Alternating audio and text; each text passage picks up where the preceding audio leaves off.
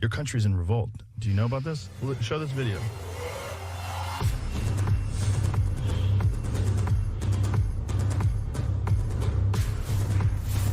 Est-ce que vous êtes d'accord, vous autres, avec la vaccination obligatoire? Ah oui, hein? Those who refuse will have to pay a new health contribution. Ils sont extrémistes, qui ne croient pas dans la science, qui sont souvent misogynes, souvent racistes aussi.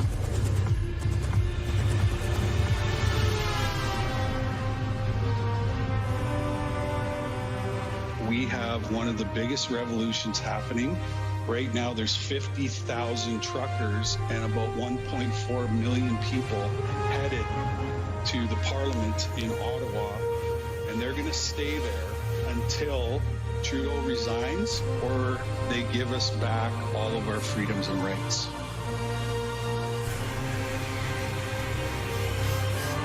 Every overpass is packed with Canadians. Look at us right here. Look at this. God bless Canada.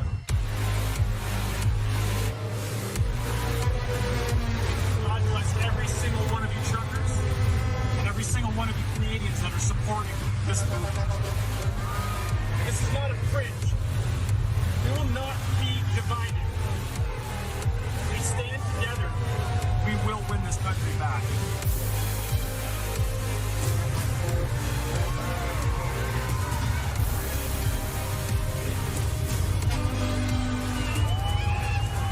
I was at a point where I was giving up on Canada, and you guys have given me hope. You guys are giving us strength. You guys are keeping us going. And wow, we are one big team, one big national team. The entire world is watching us. I firmly believe this is our last stand, and we are not coming home until you are all free. Will continue until freedom is proved. What a moment in Canadian history! I love you, Canada! The small fringe minority holding unacceptable views that they're expressing do not represent the views of Canadians.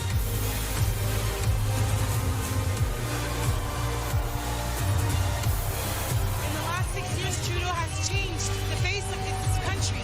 So that's what brought me here. We're all Canadians, we're all truckers. CCBC show this.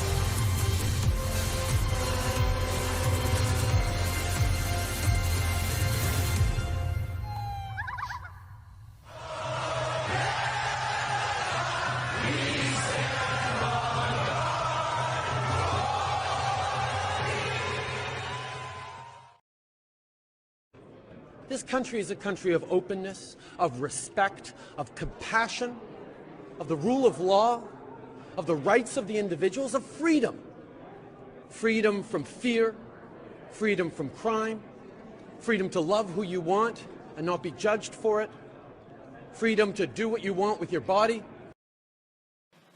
If your truck is being used in these protests, your corporate accounts will be frozen. The insurance on your vehicle will be suspended. The consequences are real, and they will bite. It is time for you to go home. And let me also be clear that we will have zero tolerance for the establishment of new blockades or occupations. We now have the tools to follow the money. We can see what is happening and what is being planned in real time. And we are absolutely determined that this must end now and for good.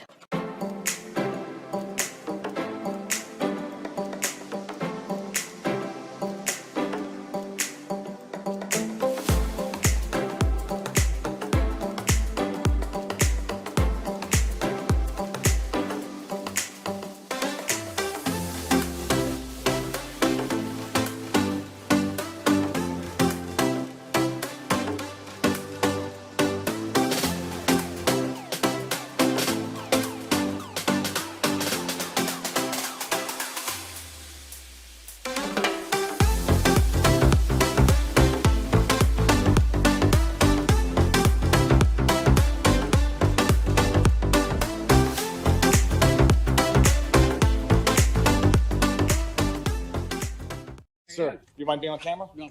All right, let's see it. Where are you from? I'm from right here. How long? Oh, so you're from Ottawa? Yeah. I dare ask the question. I don't want to ask the question because I don't want you to get in trouble.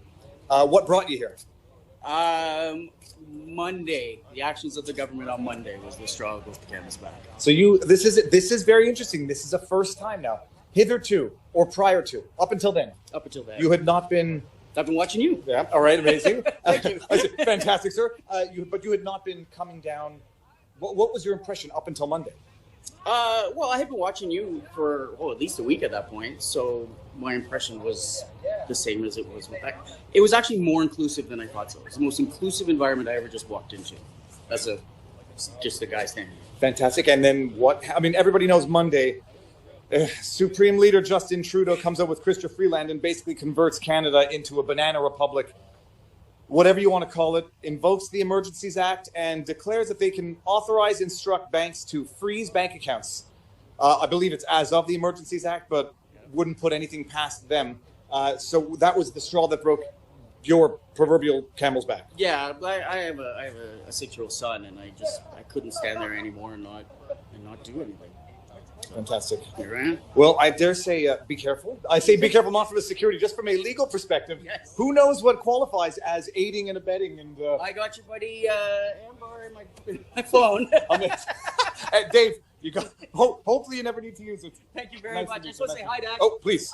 We've been watching you for a couple weeks, so. All right. Fantastic. Cheers. Have a good day. That's very interesting. That's a first, people. The Honourable Leader of the Opposition. When the Prime Minister calls people he disagrees with racist, misogynist, he spent the last month wedging, dividing, stigmatizing and traumatizing Canadians. I understand the Prime Minister admires basic dictatorships, but let's remind the Prime Minister this is Canada. This is not a dictatorship. The Prime Minister is actually pouring gasoline on embers.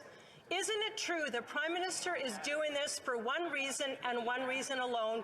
It's to save his own political career. The Right Honourable Prime Minister. Member for Thornhill. Positive, optimistic, hopeful vision for public life isn't a naive dream. It could be a powerful force for change. If Canadians are to trust their government needs to trust Canadians.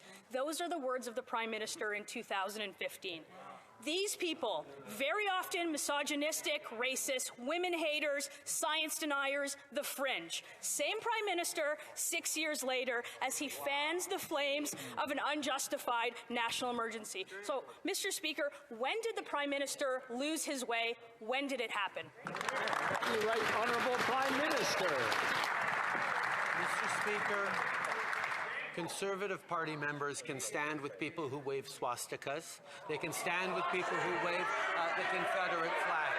We will choose to stand with Canadians who deserve to be able to get to their jobs, who be able to get their lives back. These illegal protests need to stop, and they will, Mr. Speaker.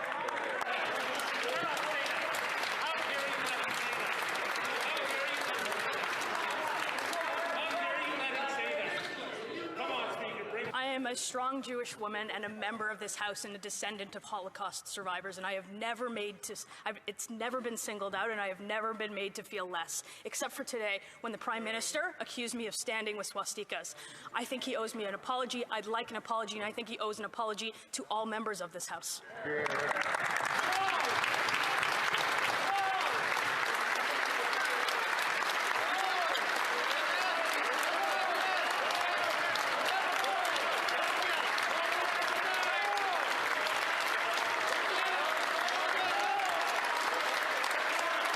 Mr. Speaker, I've never seen such shameful and dishonorable remarks coming from this Prime Minister. My great-grandfather flew over 30 missions over Nazi Germany. My great-great-uncle's body lies at the bottom of the English Channel. There are members of this Conservative caucus who are the descendants of victims of the Holocaust. For the Prime Minister to accuse any colleague in this House of standing with the swastika is shameful. I'm giving the Prime Minister an opportunity. I'm calling on him to unreservedly apologize for this shameful remark.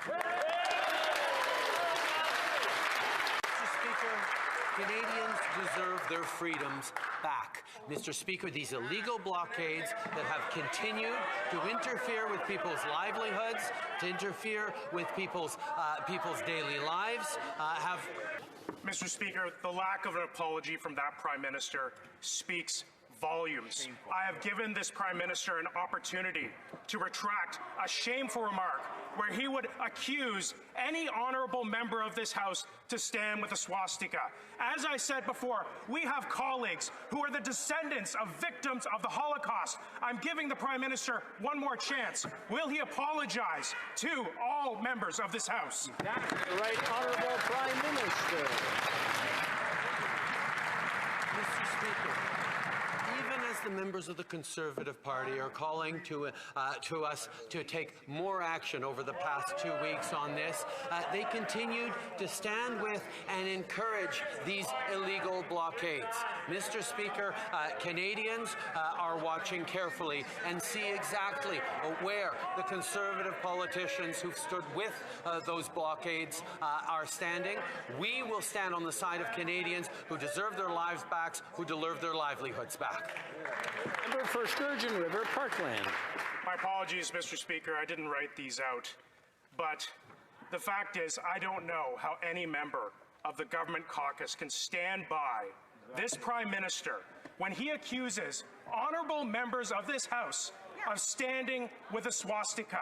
I'm calling on all members of the Liberal caucus to denounce the Prime Minister. I have given him 2 chances to apologize. He has refused to apologize. Mr. Prime Minister, apologize.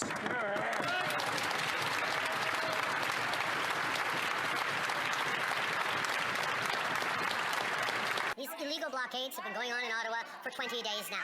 People have been interrupted in their daily lives, have been made to feel fearful, have been made to miss shifts at their work across southern Ontario. These are things that cannot be stood for, which is why we're moving forward with a responsible set of measures to allow the local police jurisdiction to do their jobs. We continue to defend freedom of expression, freedom of assembly, as long as it's peaceful and legal. Mr. Speaker. I just want to carry on with the point that was made by my colleague from Thornhill.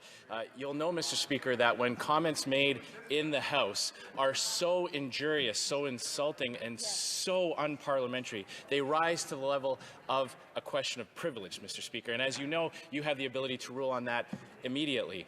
What the Prime Minister did, I won't even go into the hypocrisy of the man who did blackface so often he can't remember it, accusing somebody else of doing anything remotely racist. But his comments made to a Jewish member of this House are beyond unparliamentary. They are reprehensible, and I would ask that you rule that this rises to the level of a question of privilege, and I am prepared to move the appropriate motion, Mr. Speaker.